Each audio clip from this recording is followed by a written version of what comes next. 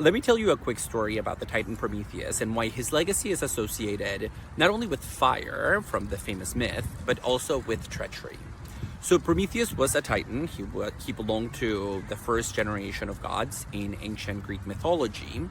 And in the Great War between the Titans and the Olympians, where the Olympians proved victorious, Prometheus became famous for having betrayed his own people. He betrayed the Titans and joined forces with the Olympians.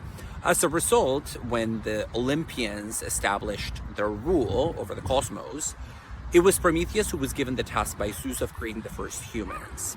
And when he did so, he gave humans fire as a way of compensating for the fact that we humans don't have any of the natural weapons or defenses that other animals seem to have that help with survival. We don't have strong teeth, we don't have fur, we don't have perfect vision. Overall, we're really weak bags of water moving around on a weak skeleton, and we are vulnerable to pretty much anything that's out there.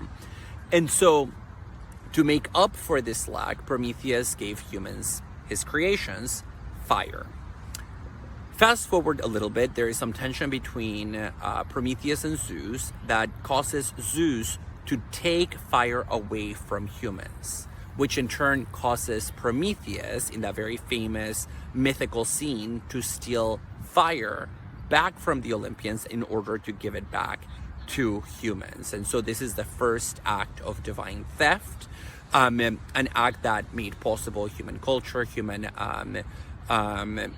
industry, and human development.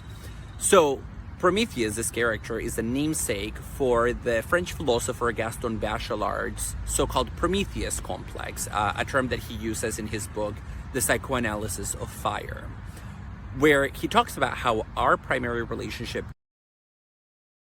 or biological, it is fundamentally social and normative, because our first relationship to fire, much like Prometheus's relationship to fire, was a thou shall not. It's always an act of prohibition by somebody in a position of authority. So think about the fact that we often tell children when they first approach a flame not to touch it. We tell kids not to play with matches. We tell kids to stay away from the stove and from the oven and from all things that are hot. And according to Bachelard, this shapes our psychology around fire, making fire that which we ought not approach.